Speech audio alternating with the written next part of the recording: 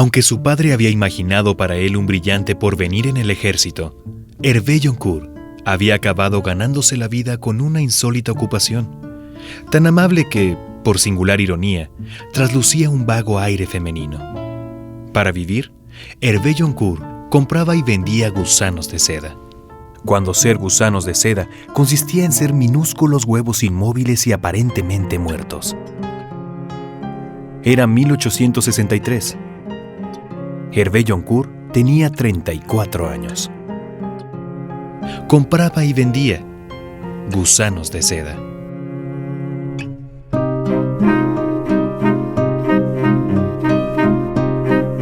Red Radio Universidad de Guadalajara y Feria Internacional del Libro presentan Seda, novela original de Alessandro Barico. Una producción de Cecilia Fernández y Gabriela Bautista.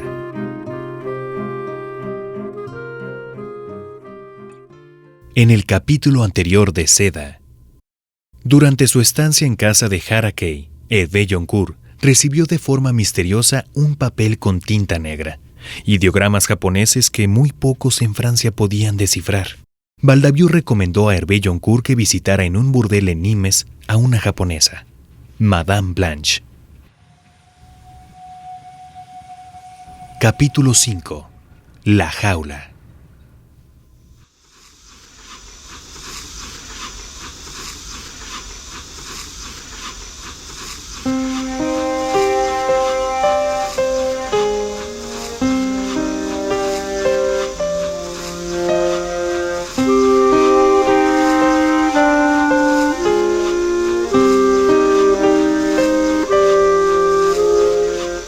A su mujer, Hélène, Hervé Joncourt le dijo que tenía que ir a Nîmes por asuntos de trabajo y que volvería el mismo día. Subió al primer piso, sobre la tienda de tejidos, en el número 12 de la calle Moscat, y preguntó por Madame Blanche. Le hicieron esperar largo rato. El salón estaba decorado como para una fiesta que se hubiera iniciado años atrás y que nunca hubiera acabado. Las chicas eran todas jóvenes y francesas. Había un pianista que tocaba en sordina motivos que tenían un aire ruso. Al final de cada pieza se pasaba la mano derecha entre los cabellos y murmuraba en voz baja. ¡Voilà! Hervé Joncourt esperó durante un par de horas. Después lo acompañaron por un largo pasillo hasta la última puerta. La abrió y entró.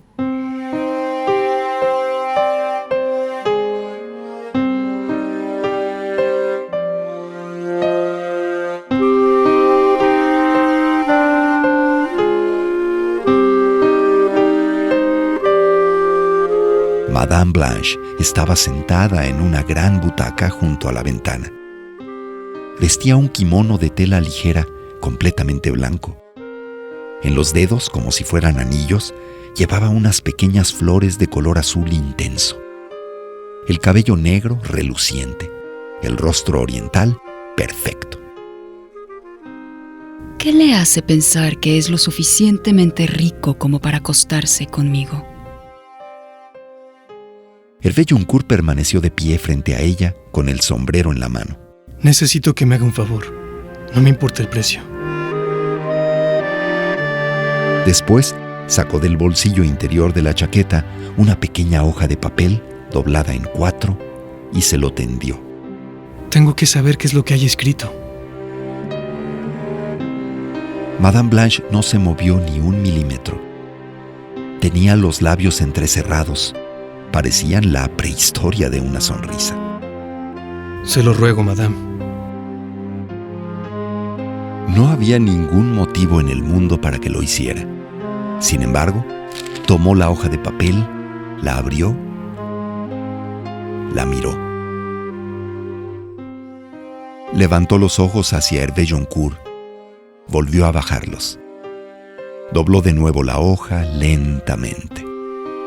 Cuando se adelantó para devolvérselo, el kimono se le entreabrió apenas a la altura del pecho.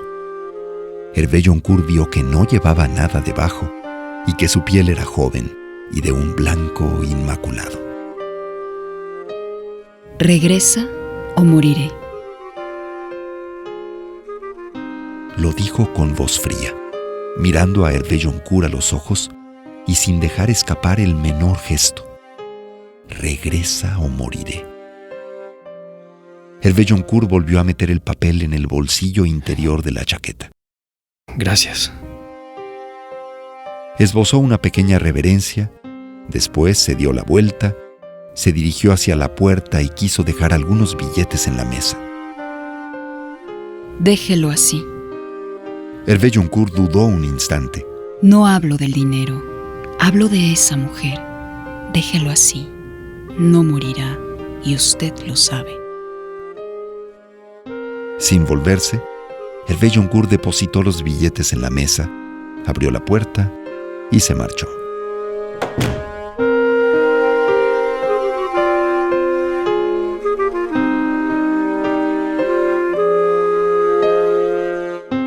Decía Valdaviou que a veces venían desde París para hacer el amor con Madame Blanche. Al regresar a la capital, lucían en la solapa de sus trajes de etiqueta pequeñas flores azules, las que ella llevaba siempre entre los dedos, como si fueran anillos.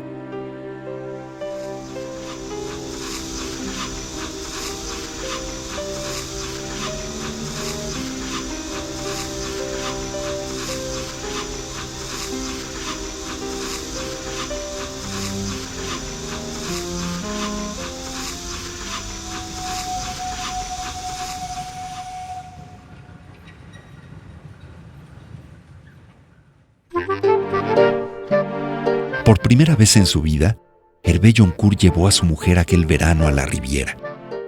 Se instalaron durante 2 semanas en un hotel de Niza, frecuentado sobre todo por ingleses y famoso por las veladas musicales que ofrecía a sus clientes. Hélène se había convencido de que en un lugar como aquel lograrían concebir el hijo que en vano habían esperado durante años.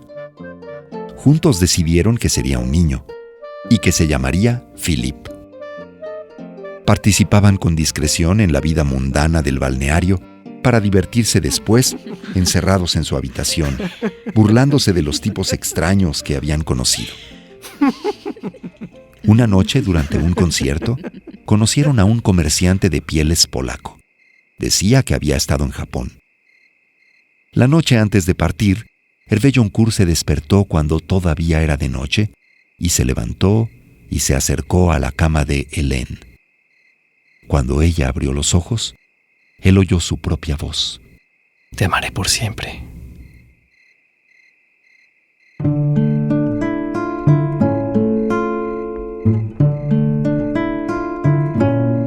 A principios de septiembre, los criadores de gusanos de seda de la Ville-Dieu se reunieron para decidir qué hacer.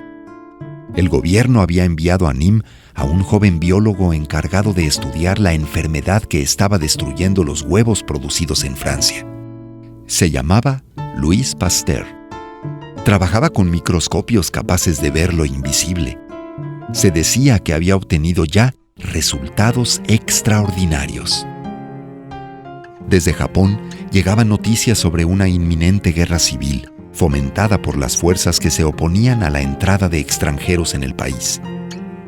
El consulado francés, instalado en Yokohama desde hacía poco tiempo, enviaba comunicados que desaconsejaban por el momento emprender relaciones comerciales con la isla, invitando a esperar tiempos mejores.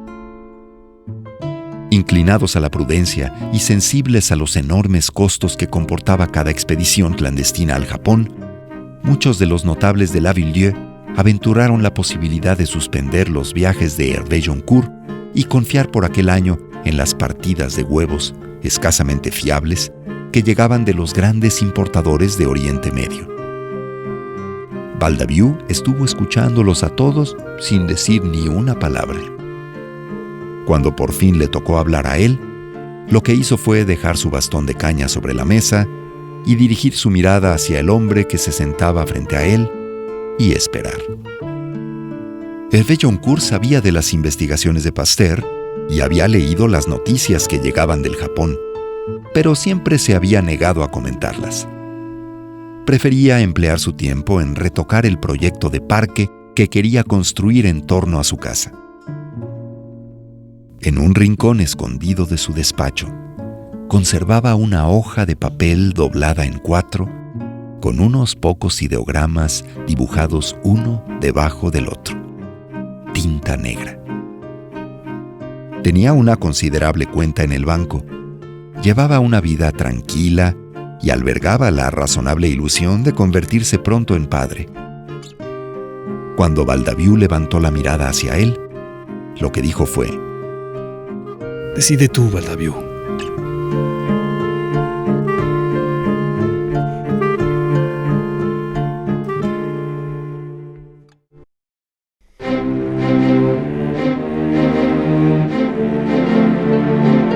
Hervé Joncourt partió hacia el Japón a primeros de octubre. Cruzó la frontera francesa cerca de Metz, atravesó Württemberg y Baviera, entró en Austria, llegó en tren a Viena y Budapest para proseguir después hasta Kiev. Recorrió a caballo 2000 kilómetros de estepa rusa, superó los Urales, entró en Siberia. Viajó durante 40 días hasta llegar al lago Baikal, al que la gente del lugar llamaba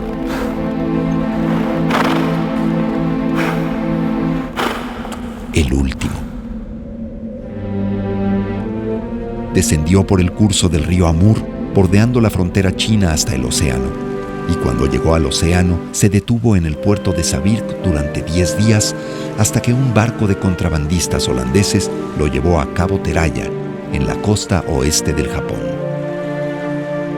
Lo que halló fue un país en desordenada espera de una guerra que no acababa de estallar. Viajó durante días sin tener que recurrir a la prudencia acostumbrada, ya que a su alrededor el mapa de los poderes y la red de los controles parecían haberse disuelto ante la inminencia de una explosión que los rediseñaría. En Shirakawa se encontró con el hombre que tenía que llevarlo ante Harakei.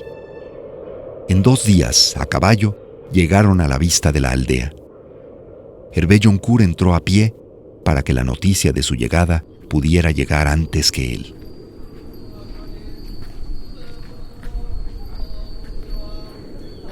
Lo llevaron hasta una de las últimas casas del pueblo, en lo alto, al abrigo del bosque. 5 sirvientes lo estaban esperando. Les confió su equipaje y salió a la galería. En el extremo opuesto del pueblo se distinguía en parte el palacio de Harakei, un poco más grande que el resto de las casas, pero rodeado por enormes cedros que defendían su soledad. Hervé Joncourt permaneció observándolo, como si no hubiera nada más desde allí hasta el horizonte. Así pudo ver, al final, de repente, el cielo sobre el palacio tiznarse por el vuelo de cientos de pájaros, como si fuera un estallido de la tierra.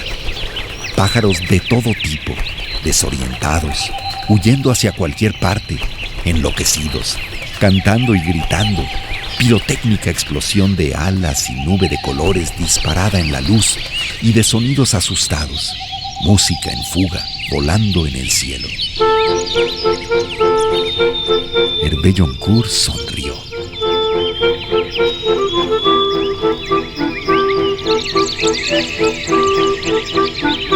El pueblo empezó a bullir como un hormiguero enloquecido.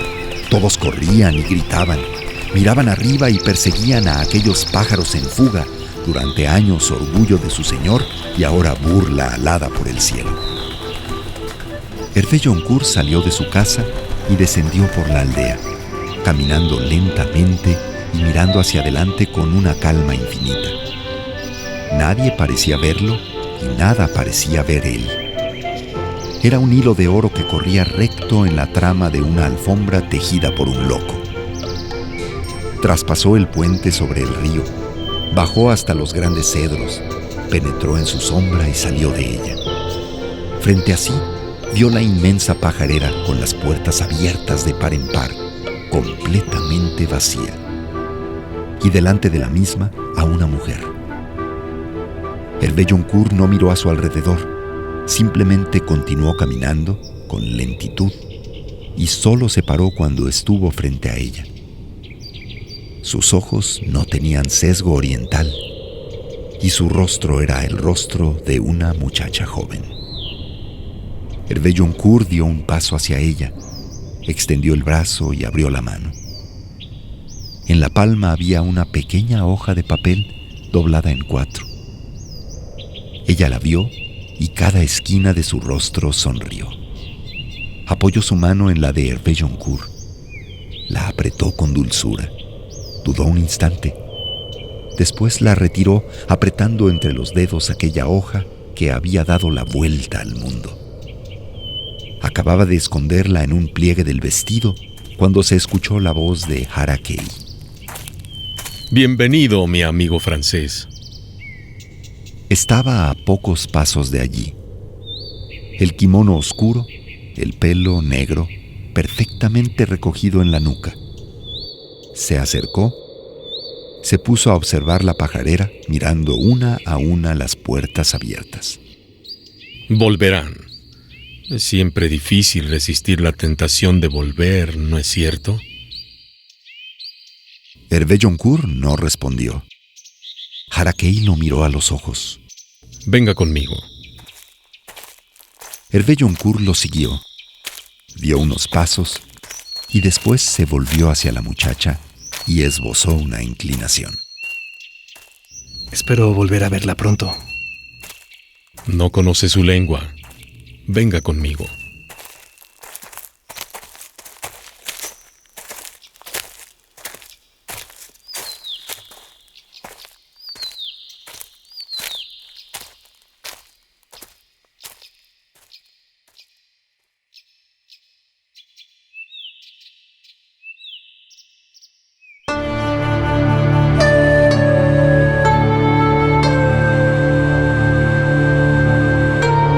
En el próximo capítulo de Seda.